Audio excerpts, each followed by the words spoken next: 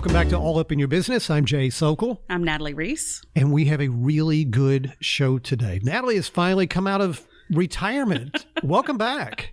Thank you. Thank you. You have turned down my request to record a podcast for 7 months. I do my best.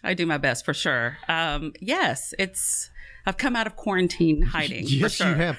So the last time we recorded together, we were interviewing the DeLeese brothers about Burger Mojo. Mm-hmm. And we interviewed Corey and Jenny Davis about walk-ons. Right. And then the pandemic hit and our whole world was turned upside down. Right. Especially for the business community. So we're far from being past all of that. But I want you to talk to me about how your role of economic development has changed over these last many months.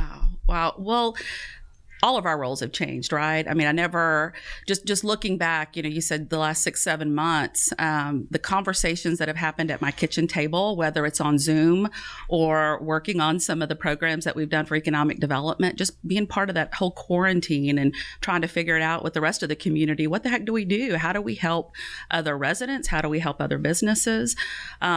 So one of the first things that we did early on was trying to figure out how we would have the biggest impact, what programs, what things could we put in place that would have the biggest impact. And we, as a staff, got together. And when I say we, it's every department. It's folks in finance, it's legal, interviewing our hoteliers, because they were hit the hardest, the first. They were the first ones to feel it, right? Whenever the governor issued the shelter-in-place order, we had events that were happening here that all of a sudden just shut down, and our hotels were emptied, and we had thousands of people that are employed in the hospitality industry that didn't have a job, didn't have customers, and so we got together as a staff. We started reaching out to folks that we trusted in the community. We reached out to local businesses. I think Jim Pillins with the local Small Business Administration got tired of me calling him every day, trying to figure out the whole PPP loan and who would qualify for that and what could we put in place to help supplement or complement that. And so we put our heads together. We cobbled up every grant, loan, any type of program that we could put together that we thought would help small businesses and our residents.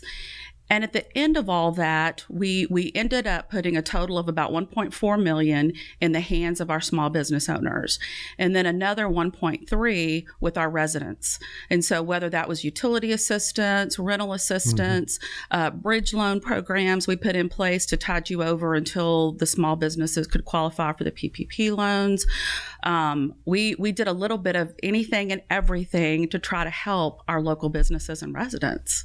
And that's not a role you had really ever found yourself in, right? You hadn't tried to secure grant money like this to throw into the hands of people who need it immediately. I mean, that's not something you had done, is it? No. And I think it was new for a lot of us as well in terms of what is going to help our local citizenry the most, right? And what is going to help our local businesses? I mean, I think we all felt, whether it's professionally or personally, felt a responsibility to our local coffee shops and our restaurants and trying to help them through and give as much business their way as we possibly could. But this was a whole new role for us. And we all just, without exception, everyone wanted to help.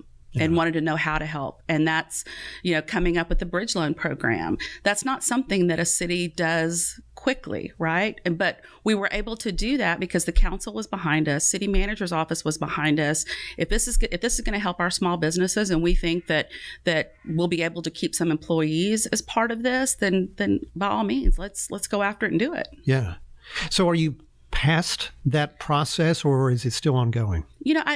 It's ongoing. Now, the funding, we've distributed it as quickly as it's come in. Yeah. So in terms of additional funding, it's not really there quite yet. But I think the recovery, at least in the hospitality industry, we're really looking, 1 to 3 years out to get visitors back in a big way safely here in College Station. Right. So that's probably as good of a segue as we're going to get. As many people know, the city started its own tourism division after participating in and funding an outside agency arrangement that represented the entire community. So that tourism division falls under you and economic development. And I know you have suddenly found yourself spending the bulk of your days and nights and weekends focusing on something very different than you have in previous years. So I wanted you to explain what's been created and why and how economic development and tourism makes so much sense together. Right. Yeah. Well, traditionally, as a community, we've really separated our marketing and our recruitment efforts by industry. So as a city department for economic development, we really focus on those primary job industries, whether it's high tech, manufacturing, office type jobs, in recruiting that specific industry. And then we also focus on the retail side as well and reach out to areas that we think would help fill gaps in our market to help from a sales tax perspective. Right. And then we had a third party that was handling any type of tourism, any type of marketing and outreach for tourism, whether it was conventions or sports. And so initially, when you think about tourism and economic development, you don't think they go together, but in terms of sales, outreach, marketing, consolidating and streamlining those under one umbrella so that you're able to target very specific audiences and a very clear message, right? I mean, we want to position College Station as a destination, and we want to market ourselves that way, whether it's a place for you to live, attend school, for you to visit, for you to host your next convention, your business expansion plans, all of those things. We want to position College Station as a destination for that. And so putting all of those efforts under one umbrella, especially after the COVID pandemic, and being able to really laser focus in on some of the marketing efforts and put all that together in one message is an opportunity for College Station. It's really a long-term strategic play. It's nothing short-term that we thought, oh, well, we need to make some minor adjustments. This is a major strategic shift for us to be able to consolidate those sales, service, and marketing efforts for all industries in College Station, especially the hospitality and tourism industries. So we've undergone some branding to help explain those different pieces and how they all fit together. Talk about what we've come up with. So we've come up with really 3 calls to action when it comes to what is it that we want from our audience from a marketing perspective. And whether I like it or not, I have your voice in the back of my head saying, okay, who's our audience and what is it that we want them to do? I'm like, well, okay, we want them to visit. Right? We want them to visit our community.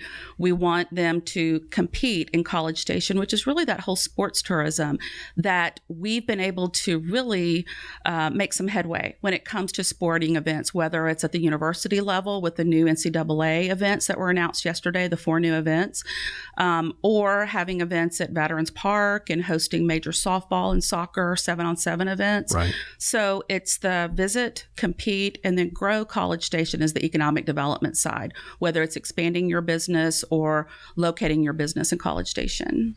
So those are the 3 individual brands, but as you just explained, how they all work well together. Right. So what have you learned about the compete side, the tourism side, that maybe you didn't quite know before you found yourself diving straight into this? Right. You know, on the tourism side, I really didn't understand how all of it interrelates, right? So we'll recruit a major sporting event. Like last weekend, we had weekend before last, we had the Cindy Cowart softball event. So you've got hundreds of visitors here that are staying in your hotels, that are at Veterans Park. How do we take that next step to make sure that they're visiting our local businesses? I mean, our small businesses are struggling from the impacts of COVID, from just the overall economy in general, and the lack of visitors that we're seeing to our community with all of this. Is trying to really find a way to plug those visitors into our local businesses, whether it's purchasing T-shirts at Aggieland Outfitters, it's eating dinner at Century Square. How do we take those visitors and then plug them into our local businesses to make a big impact? Yeah. Well, and we've talked about before, we are such an event-centric city. Yeah. We go from event to event to event, and most of those events of any size are from Texas A&M. Right. And those have been impacted severely and are starting to come back in smaller numbers. But it's so important for the compete side of our business Right. to be drawing in more tournaments. And because that's going to drive the traffic, as you said, into the hotels and into the businesses and so forth. Right. Talk about the challenges that you are hearing from our new staffers on the meeting side of things, because the meetings and conventions, that's still a whole different ballgame, right? It really is. And it's a very complex formula when it comes to having a convention. Folks typically look for one location, have everything under one roof. Mm-hmm. And we don't have that here. We have plenty of meeting space over at Texas A&M, and we have a preferred access agreement to where if you have a convention here, we will partner with Texas A&M and host it at Hall of Champions. We have access to some of their other large facilities like Reed, some of the meeting spaces at Kyle.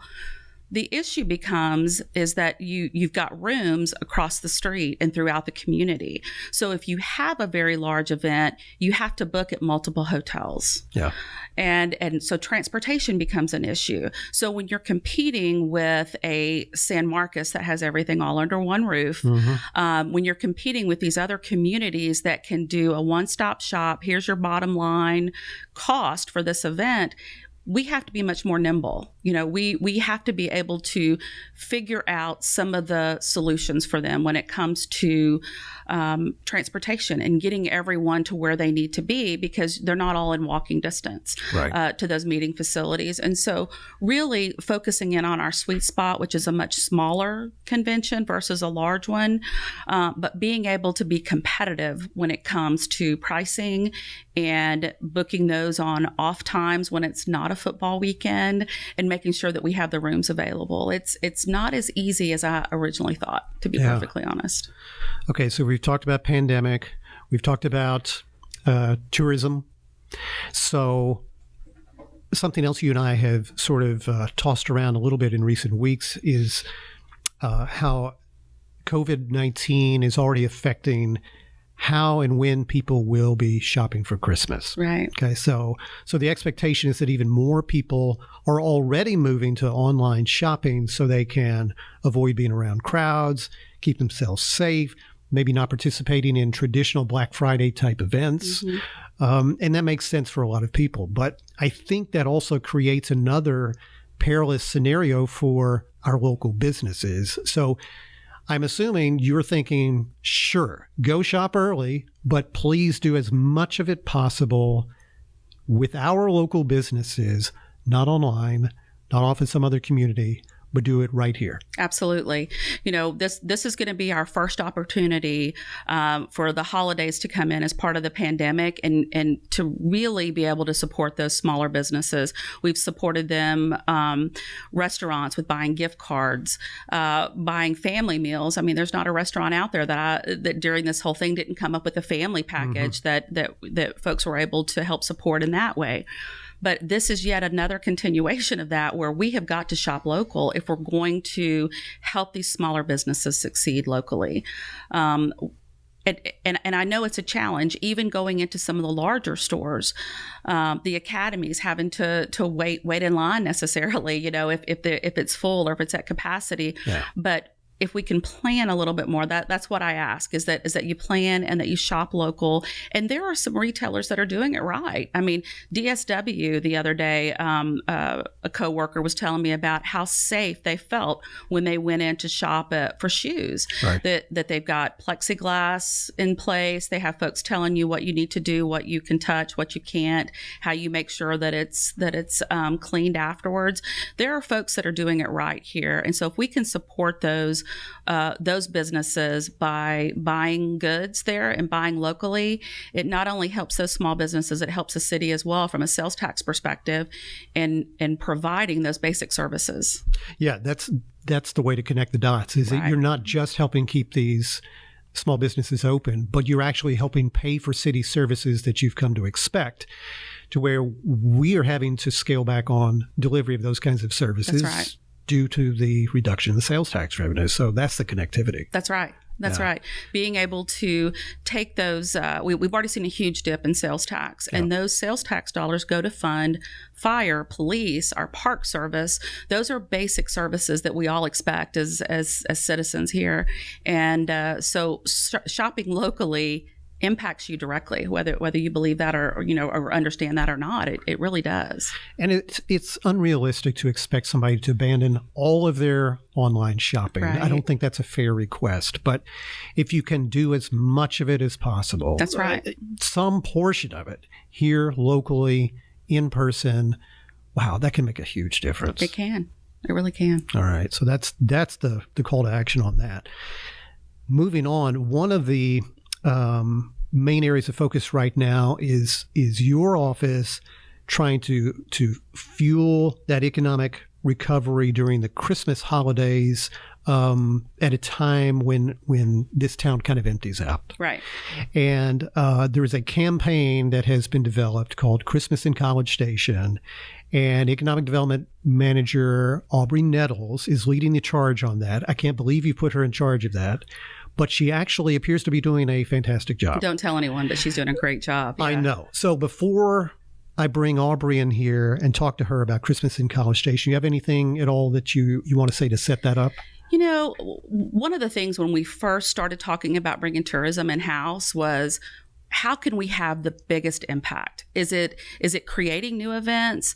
Is it possibly expanding existing events? Yeah. And Christmas is something that we really started focusing on it when we were experienced on College Station, trying to really weave all of the Christmas elements in. And we've really put that in a much more formal setting this year, trying to capture is probably not the right word, but trying to influence those folks that are already here for events, whether it's Aggie football, whether it's Christmas at Santa's Wonderland, but engaging those folks directly and saying, hey, spend an extra night, stay at our hotels, capturing those 300,000 approximately that visited Santa's Wonderland last year, and have them come into College Station and have a meal, spend the night, maybe attend a basketball game while they're here, but participate in other activities that are going on as well to help our small businesses. Okay. So stand by. Okay. It's time to talk to Aubrey. All right. Aubrey Nettles. Yes. Welcome to All Up in Your Business. How come you haven't been on the podcast before? I've been in hiding. You've told us no every time we've invited you. This is true. Okay. Well, setting all that aside, as Economic Development Manager for the City of College Station, explain what it is that you do day to day and what your involvement is with economic development. Sure. So I am Natalie Ruiz's right-hand woman, and we do a lot in tandem. I help her in all things recruitment for both industry and retail. And we work together to bring businesses to College Station, to keep businesses in College Station, and to help them grow and answer any questions or needs that they have. So how's your role changed over the last several months as we've been dealing with the pandemic? We've been working a lot harder to keep them in existence, for sure, a lot lately. And we have developed ways in which we can help assist our businesses in a variety of ways during COVID. And there's been a lot of pivoting as of late, but we're happy to do so. And so now your world sort of overlaps with tourism. It does. And you are the point person for the big campaign called Christmas in College Station. Yes. So explain to us what Christmas in College Station is about, what it's designed to do. Walk us through it. Sure. So Christmas in College Station is College Station's attempt to become the premier destination for Christmas tourism during the month of December. And so what happened was we looked at Santa's Wonderland, and knowing that it is this huge amenity right outside of College Station, bringing in over 300,000 visitors a year, we looked to them to see how can we partner with you. And so we created a partnership with Santa's Wonderland in which we are working with them to promote Santa's Wonderland. And they have a new venue, a new ice skating rink that will feature College Station. Really excited about that. And we're working to add additional events in College Station that will keep people that are coming to Santa's Wonderland in College Station for additional days to do additional things around town, whether that is visit our restaurants or other events in town like Holiday Hoops, which is basketball at A&M, or a concert at Reed Arena, which they're having the For King and Country concert on December 4th, or Movies at Olson, which is an event in which the city is going to have holiday movies at Olson Field, and a variety of different events at Northgate, Century Square, and just a ton of other great events we're going to have around town, in addition to our restaurants and retail and so forth. So explain how this is structured, because it's not just a matter of us having Santa's Wonderland out there and talking about it and creating these other events on the side. There is a contractual relationship that allows us to really leverage some of the reach, the marketing reach that Santa's Wonderland already has. Talk about how that is designed to help power this whole campaign. Sure. So Santa's Wonderland is going to be, they're going to be pushing out additional information on College Station and on our College Station hotels. We have partnered with them so that all of our College Station hotels that are interested can become Santa certified hotels, so they can offer special rates during the month of December or have special events like breakfast with Santa at their hotel, or cookies and hot chocolate, anything to really embrace this special Christmas attraction in College Station. And so they are further marketing our hotels. They are further marketing College Station and really expanding that reach on our behalf. And part of that is through that contractual relationship that we have with Santa's Wonderland. And so they are just furthering the reach that they've had in past years and really focusing on greater than a 75-mile radius to spread information on Santa's Wonderland and College Station even further. So I feel like it's safe to say that really College Station has never intentionally offered this many additional things to do during the Christmas holidays. It's normally a time when the city kind of empties out and slows down, and we all just kind of accept that. For the most part. But really, it feels like the campaign that you're working on and the partnership you're getting from the business community and the hospitality community, there's a huge increase in what's going to be offered and reasons for people who live here to invite their family, their friends to make College Station holiday headquarters, right? Absolutely. So this has been the first time where we've been very intentional about having events in town in College Station during the month of December. And it really is throughout December, starting at the beginning of December all the way up to Christmas. So it's going to be an action-packed month of December full of events for families to enjoy. Okay, so as a call to action, things that you want people to know about Christmas in College Station, where can they go to start learning about what's being offered, and what do you want folks to do? So to find out about all of the events that are available in College Station during the month of December, you can visit christmasincs.com or visit College Station's social media pages to check out all of the events. Additionally, during the month of December, our restaurants and businesses, such as our retailers, will have the ability to offer specials at their businesses, and they will be able to do that on our website, visit christmasincs.com as well. And so that will be another great opportunity for our businesses to showcase their specials and their great amenities as well, and have our visitors check out just a variety of different options that we have in College Station. And then if we have different businesses or anyone who wants to add an event to our calendar, they're welcome to do that at visit .cstx.gov. Okay. That sounds perfect. If somebody wants to get in touch with you directly about any of this kind of stuff, can they do that? Yes, absolutely. I love Christmas and I love all things Christmas in College Station. So I'm happy to speak with anyone directly about that. And so they can get in contact with me at anettles@cstx.gov, and happy to talk all things Christmas. Aubrey, thanks so much for coming on the pod. Yeah, absolutely. All right. All right, Nat. So let's end with some economic development news, because everybody loves to know what's coming, what the status of this and that is. That's the fun stuff. So what are some things that you feel confident talking about that may not yet be common knowledge, or just an update on some things that we haven't discussed in a long time? Yeah, and I think some of the more recent announcements that we made were put on hold during COVID, but we have spoken with Five Guys. They pulled their permit recently there at Chimney Hill, so they're going to start their interior finish out and plan to open January of next year. Snooze, the breakfast place, is also continuing to move forward. They're going to pull their permit and plan to open in July. That's also Chimney Hill. Also Chimney Hill. Okay. We've seen the Minuti Coffee take over the Starbucks location there at Gateway in the Home Depot shopping center. Oh, so we in fact, we've seen several new coffee shops that Dutch Brothers Coffee that are moving in, Dunkin' Donuts, as you and I have talked about.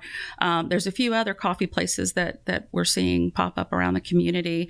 There's also a new Italian place, 1860 Italia, that is out on Arrington Road, that is planned to open December 1st. Italian fine dining. We're excited about that one. And Tad's Cuisine, steak and seafood. They're going to be opening fairly soon. They had a rocky construction period, but they're finishing up and they're opening fairly soon. Some of the other ones, Las Palapas, big in the San Antonio area, they're going to be moving into the Taco Cabana location. We just found that out this week. So we're excited about that. Yeah. Like to fill up empty spaces. Absolutely. Mexican food close to City Hall. You just can't go wrong. Right. And speaking of Mexican food, Juanita's Tex-Mex Cantina will be moving into the old Poppies at Century Square. They've been really aggressive in filling up some of the spaces there. They have Lucchese that is going to open up a shop there as well. Okay. They have some other jewelry and makeup groups that they're working with that we hope to be able to announce in the next few months as well. So a long time ago, we were discussing some future phases at Century Square. What's the landscape for that now? There's two buildings that are planned out there on the pad sites right on University Drive. And we had talked about La Madeleine that has signed a lease at that location. There are a few others that have signed leases. They're waiting until they get to a certain percentage of pre-leasing before they start construction. Right. COVID has kind of delayed that a bit, but their hope is to be able to start construction shortly after the first of the year. Okay. Yeah. I'm kind of spitballing here just because I'm remembering some things that you and I had talked about. Any indication on what the Culpepper family is thinking across the street there at near University and South College? You know, we worked on a design charrette and kind of laying that out and looking at what makes sense right across from Century Square, kind of in between Century Square and Northgate. They're really looking at the last time I talked to Jack, they're really looking for that initial anchor tenant that can really anchor that entire development. I think you'll continue to see smaller restaurants, more boutique style shopping, but everyone in that area is trying to land some sort of grocer. And if we could find that grocer that could really anchor that development, I think that's what it needs to really kick off. Well, it'll be nice when we start easing back into a life that most closely resembles what we had before the pandemic, because it seemed like all of this momentum existed and all these possibilities were there. It's going to take a while to get back to all that, I know. It will. Okay. So how did we do? Did we cover everything? We probably covered too much. Okay. You know, I tend to talk way too much at these things. So, you said spitballing earlier. That's what this whole thing is. Right? We'll clean it up. We'll edit all the bad stuff out. All right, that's perfect. Well, so thank you, Nat, for coming back and doing this. This was great. Thank you to everybody who listened or was watching. And if you want to know more about how to locate or grow your business in College Station, you can visit grow.cstx.gov. If you'd like to know more about what we're doing to generate tourism for College Station, you could follow Visit College Station and Compete College Station on Facebook, Twitter, and Instagram. Tell your family, tell your friends that you want them to come visit you in College Station for the holidays this year. Steer them to christmasincs.com. As Aubrey was telling us about, make sure they're checking out the newest attractions at Santa's Wonderland. All Up in Your Business is a City of College Station and Brazos Media production. Feel free to subscribe, rate, and review wherever you get your podcasts. See you next time.